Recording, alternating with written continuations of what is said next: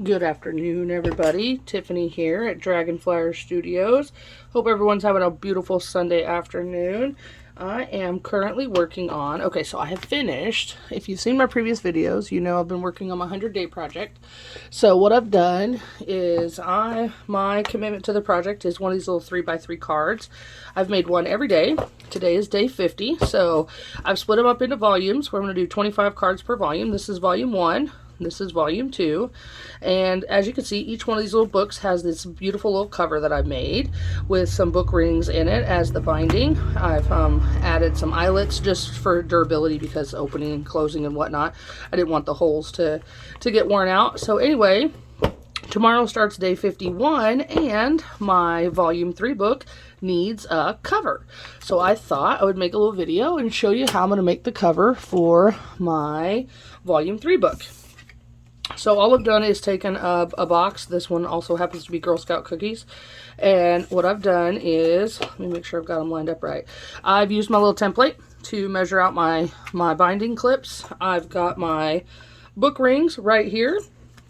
And what I'm going to do today is create the covers for this. So how this is going to work is this is going to be the front half. This is going to be the back half. So what I'm going to do is take my little Sharpie marker, and I'm just going to mark this one with an F and this one with a B, mostly so I don't get myself turned around, because what I have found was when I created the cover for the first book is I had done something like this, thinking, oh, cardboard to cardboard, right? Well, what happens there is my holes are off center, so my book didn't want to line up. So now I make sure that when I open it, I can see both letters.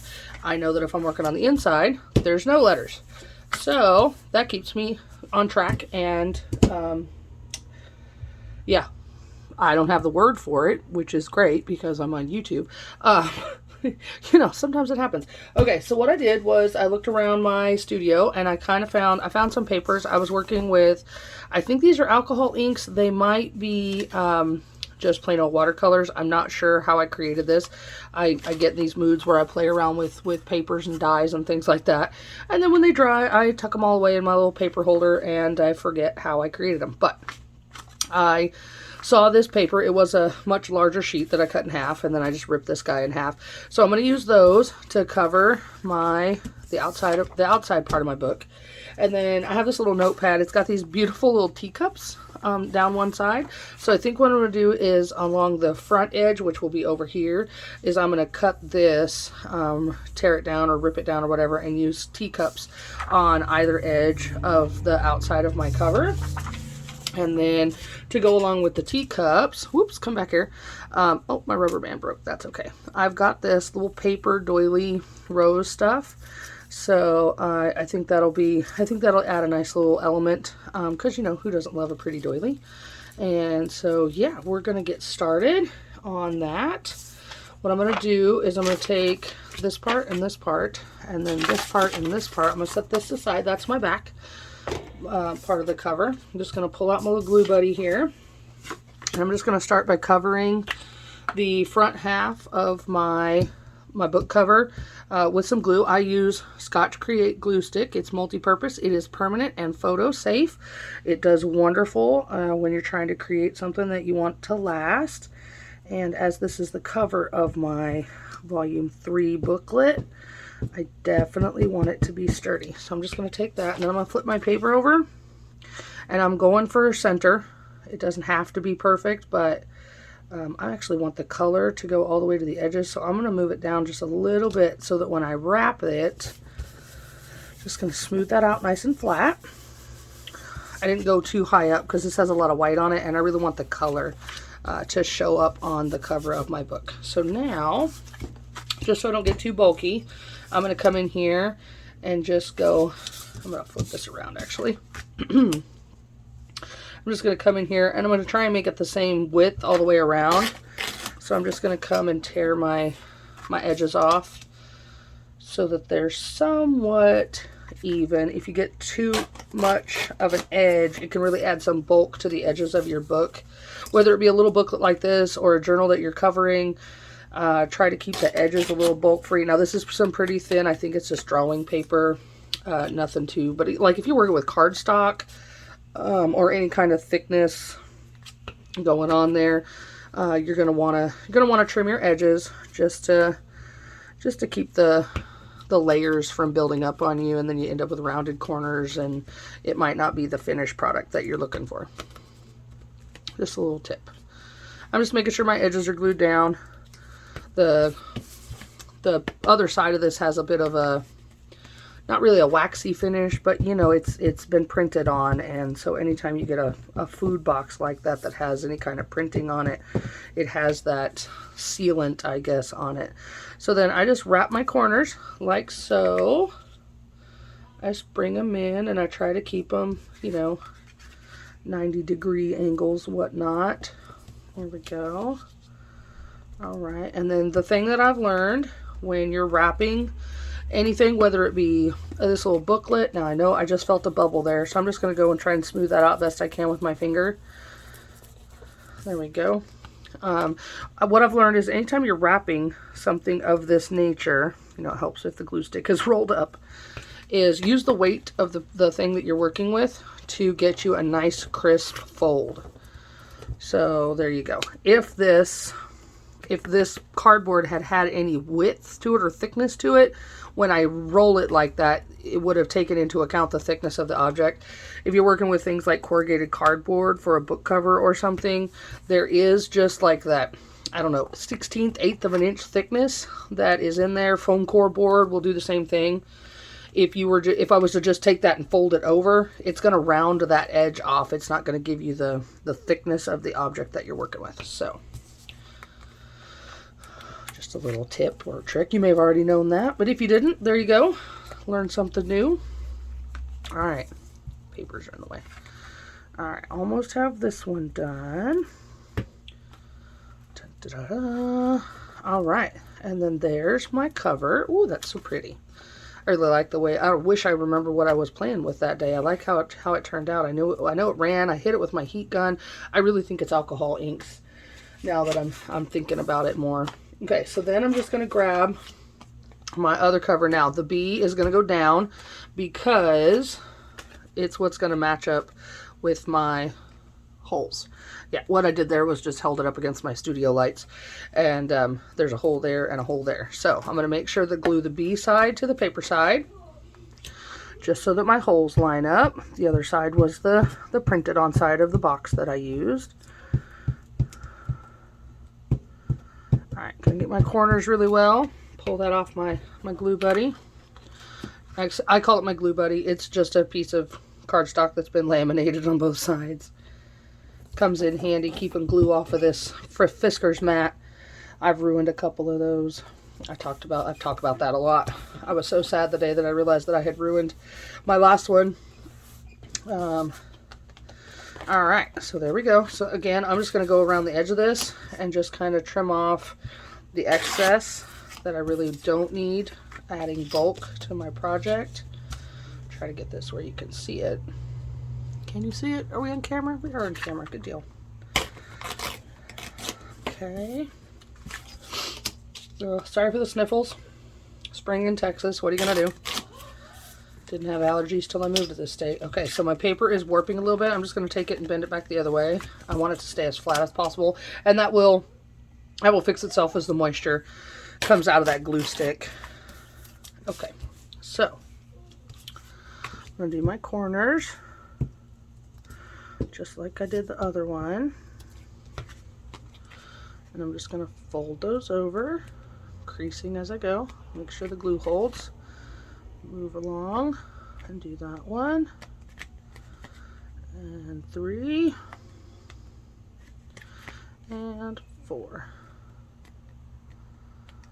Okay. Now get my edges done. Nope, more glue. Try not to roll it out very far because then I get a little carried away with it and glue goes everywhere. And then I'm just going to roll it. Nice crisp edge. Gonna do this one. Oh, it came unglued. Just gonna add it. And then we're just gonna roll it. Crisp edge, crisp edge. Alright. Same thing here. This is what crafting in real time will get you. Same thing over and over and over again. I guess I could do a time lapse, but part of the fun is watching the video, right? I like watching things being made in real time. Sometimes I'll follow along. So, you know, if you got you some cardstock or some cardboard and some scrap paper, you know, follow along with me. Do it as I go. All right, so now what I'm going to do is grab my hole punch. I'm just going to punch out my spine holes, my binder holes, so that I know where they're at, because I am going to cover the inside of this with something else. And when I do that, I want to be able to have one side or the other to go on as a guide for where my hole should be when it's all said and done. So there's the beginning part of my volume 3 book, front and back, or front and back, however that ends up being doesn't really matter, as long as the holes continue to line up. So I'm just going to give that glue just a second to dry up, and I'm going to come in here with my accent papers, is what I guess I'm going to call them, and I'm just going to come right along the edge of these teacups. Some of them might lose bits and pieces of their handles, but that's okay. I really want just the teacups as my edging on my paper. I guess I could have torn both of them at the same time, but here we are.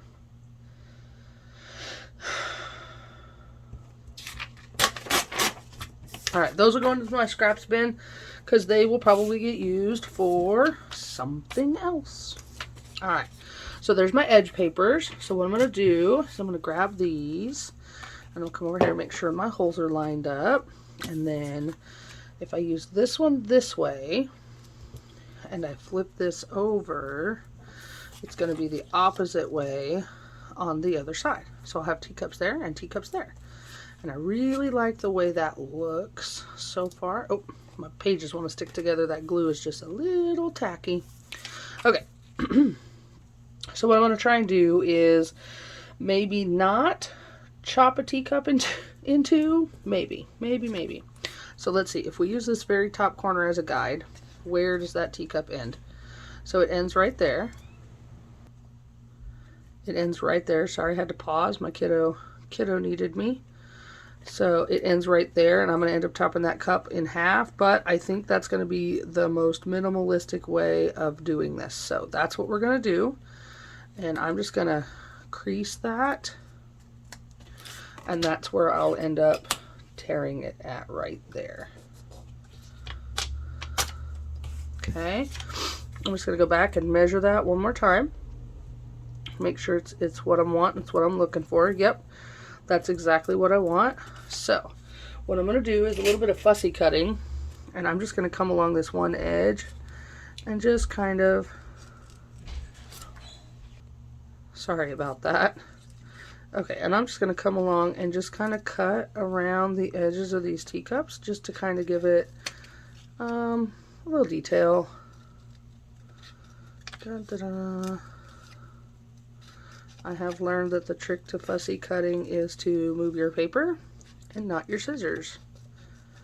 I don't know if anybody's ever tried to do this with these little sharp pointy scissors, but if you just turn your paper and hold your scissors still, it makes it so much easier.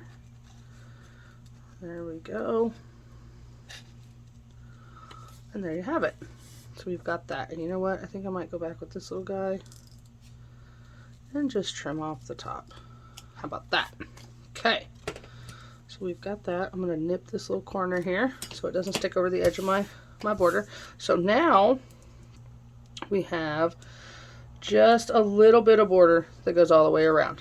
Okay, so that will make it less likely for this image to peel off the cover of my book as it's being handled. So I'm just going to apply plenty of glue, and I'm going to come in here with this guy. I'm going to put him in place because I really like the way that looks. Now this is a little bit different aesthetic than my first two volumes. My first two volumes are very brown and blue and antiqued and whatnot, but it is now springtime here in Texas, and I'm enjoying all the spring weather and flowers and trees and such. So I thought, well, pink and yellow. There's pink and yellow flowers. Why not go with a pink and yellow cover? I mean, who's to say it's wrong? It's a wonderful thing about working on projects like this. is no one gets to tell you that you're doing it wrong, because I don't think there is a wrong way to do these projects. Whether you're working in your own junk journal, if you're building a junk journal for someone else, I don't know that there's a wrong way to do it. You go with what feels good, and you know, the rest will work itself out. It really will. I really like the little flowers. I don't know if you can see the little flowers that's on the wallpaper behind this. I might be able to do something with the rest of those note cards that I tore this off of. Oh, sorry for the sniffles. Okay, so then I'm just going to come back and round this corner off so that we've got the same thing going on the other side. So now what is important is whether or not I have this right side up or not. So there we go, holes line up. So I'm just going to flip it over and know that I'm working with the right direction. So my teacups are now facing the other direction. That doesn't matter. I'm okay. I am okay with that. I'm just going to make sure I get plenty of glue on here. Probably should have put the glue on the notebook, but yeah, it's done now. Moving on. All right, so we're just going to center this on the edge of our book. Mush it into place. There we go. Okay, so we have a pretty simple design going on so far. I really, really like that. I think what I'm going to do is I'm going to pause the video for just a minute. I'm going to go over to my sewing machine and I'm going to run a stitch all the way around this. Not onto my teacups, but right up to my teacups. So give me just a minute. I'll be right back. Okay, and I'm back. I got my sewing done. Had a bit of a technical difficulty, but we got it fixed. Okay. Just going to trim off my little loose threads here. Like I said, technical difficulty, but it's okay. These are in the style of a junk journal, so the fact that the threads don't all match up or, you know, they're not straight, it doesn't really matter. That's just the look that I'm kind of going for, so it's all good. So there we go. I've got my front and my back, and they match for the most part, inside and out. Now I am going to put down a cover on the inside, so we will go over that here in just a second. What I'm going to try and find is, I think, something for the front of this. I think I'm good with the back of it, but I'm going to try and find something to go on the front of this. So when I think of tea, I think of doilies, and doilies are often very lacy looking. So I think I really like this little doily flower that I've got for the front of this one. What do we think? I think it adds a little something. It's nice, it's pretty. A little girly. That's okay. Girly, I don't even know if that's a term anymore. I mean, it's just a flower doily. It doesn't know that it's girly. Okay, so here we go. This is Fabrifix. It's a silicone glue. It is great for paper to paper, fabric to paper, fabric to fabric. I'm just going to put some down in the shape of this flower. What I don't want to do is put too much down, because it is a liquid glue, so it will potentially bleed through the little mesh netting that's on this little flower. So I just want to tack it into place really well without gluing down the petals of the flower. There we go. Oh, how pretty is that? Okay, so then I'm going to come in, put the lid back on the glue, because that's a thing. I'm going to come back in with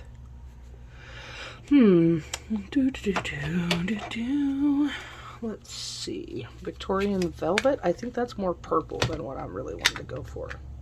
Oh yeah, definitely purple. So I really want a red. Ooh, Festive Berries. Ooh, that's red. That's red. All right, let's try that. Let's try some Festive Berry. Let me grab a dauber real quick. I don't know if I've used Festive Berry as of late, but we will find out. I have a dauber all ready to go.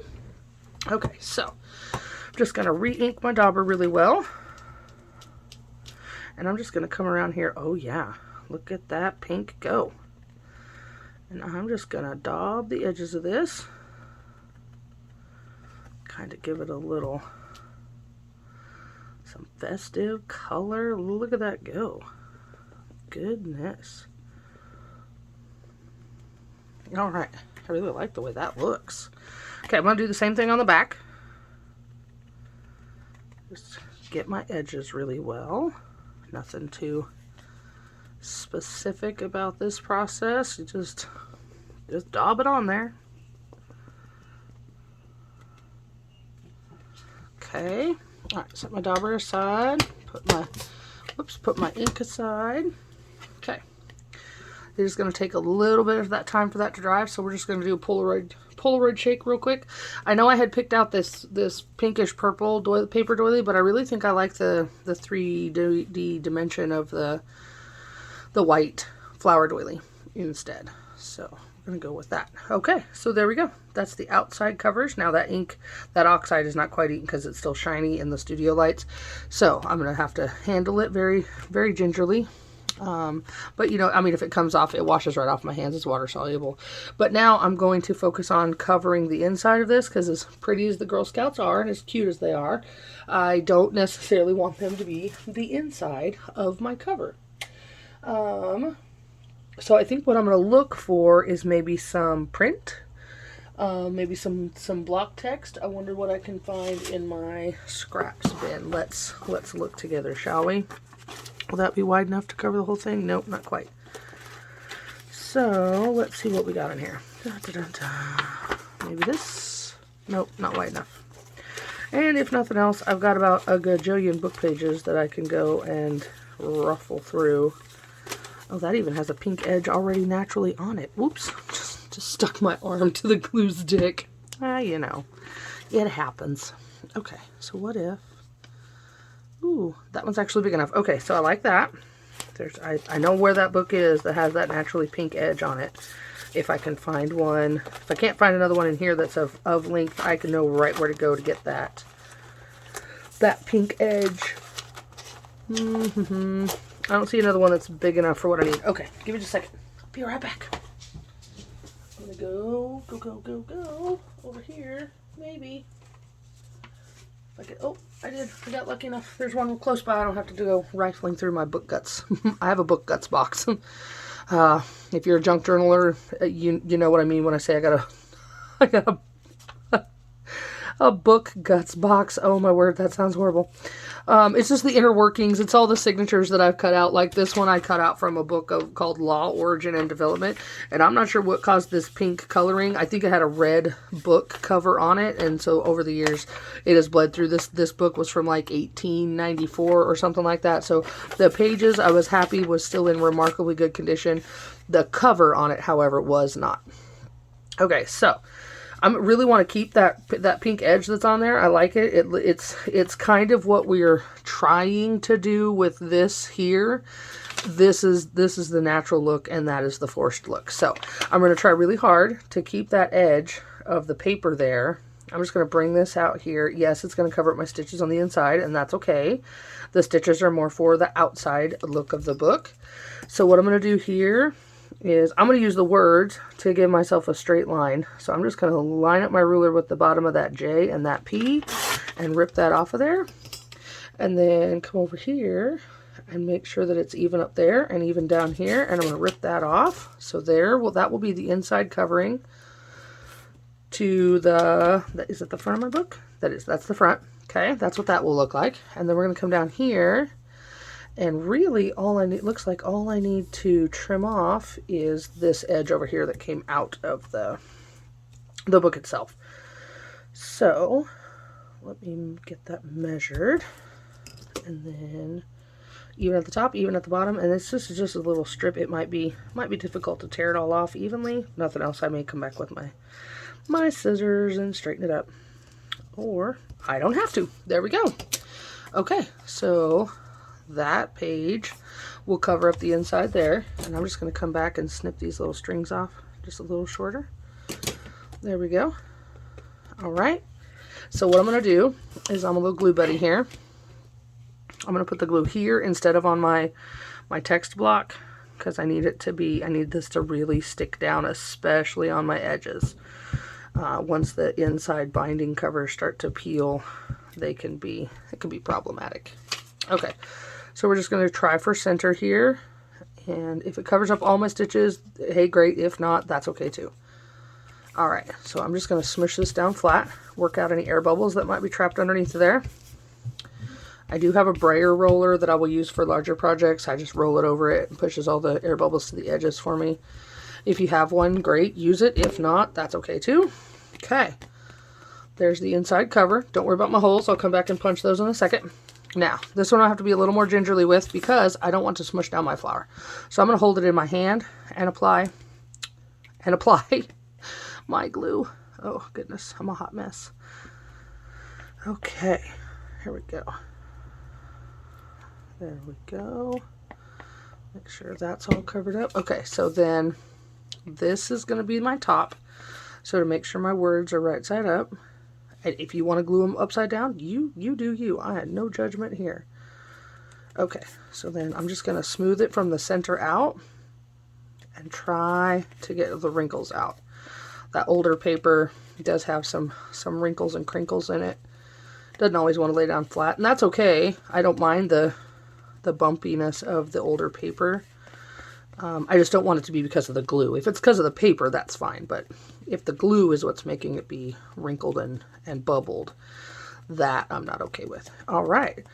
So there's that. Okay. So now because of the moisture that's in the glue, this one has started to curve. This one has also started to curve.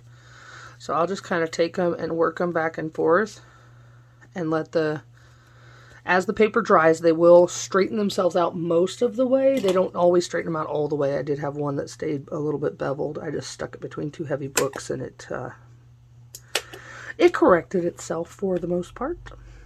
Okay, so I'm just repunching my holes. And what I'm going to do real quick before we go any further is I'm going to get out my eyelets and my eyelet setter, which is right over here. This is a 3/16 eyelet setter, and I'm just going to get out, I think silver eyelets will look good on this project. So I'm just going to get out 4 silver eyelets. All right. And we're going to make sure that I know this has a term, but anyway, we're going to make sure that the eyelet goes in that way. And then I want to use the part at the top to go down through there to hold it in place. And then when I flip it over, I'm going to make sure that it's centered in that hole as best as it can be. And then just give it a squeeze. And it doesn't take a lot of pressure to set that. And there you go. And this just reinforces your eyelet, your holes that you're going to punch. If you're using book rings or key rings or paper clips or safety pins, if you're doing any kind of holes like this as a binder, I suggest using eyelets to protect the integrity of that hole. Because you flip through a book enough, it's eventually, whatever is there holding it together is eventually going to start causing wear and tear on it. I also like the way the eyelets look when they're all done. I use them for a lot of my tags and cards and things like that. All right, and one more. There we go. And that's done. I use the safety guard. I do have a child in the house. This keeps little fingers from potentially being punctured and or riveted in any way, shape, or form that you don't want them to be. So now, what I'm going to do is I'm going to flip these open, knowing that this is my front and this is my back. And I think I'm going to try and add some sort of pretty little stamp on the inside of that. So this is my stamps book, or at least one of them. And I think what I'm going to do is, oh, how about this? That's very springy. I've got this wonderful clear stamp. So I think we're going to go with that. Just going to set that out the way. Let me get an acrylic block for that. Give me just a second. Be right back.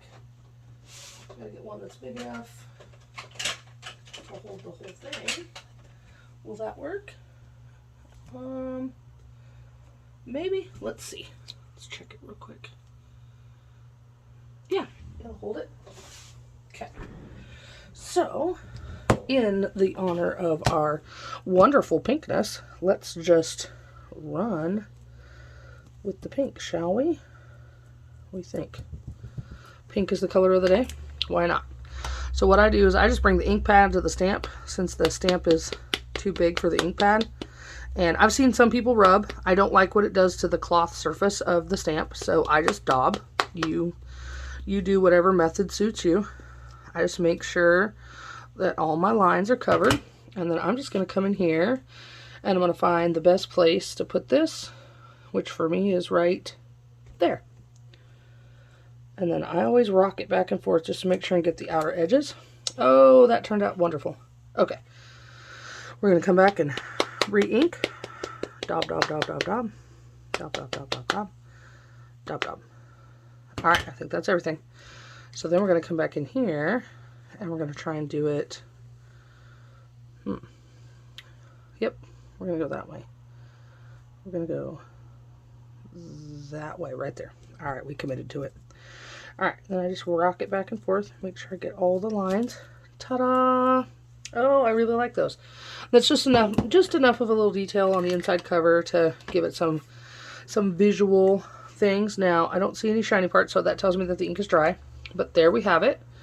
There is volume 3 and the volume 3 cover of what will become cards 51 through 75. I love it. I love it. I love it. I love it. It's turned out wonderful. So yeah, thanks for joining me. If you like my content and would like to see more of it, please hit that subscribe button down below. If you know somebody who would like to see this, you've stumbled upon me, and you have a family member or a friend, cannot find my glue gun, who would like to see more of what I do, please share this with them. Send it to Facebook. I do have a Facebook page. It's Dragonflyer Studios. It's public. Come check out what I do. Everything on that page is for sale. I currently do not have an Etsy. That is in the works. Once I get it, I will post the link to it below. Thank you for watching. Until next time, bye.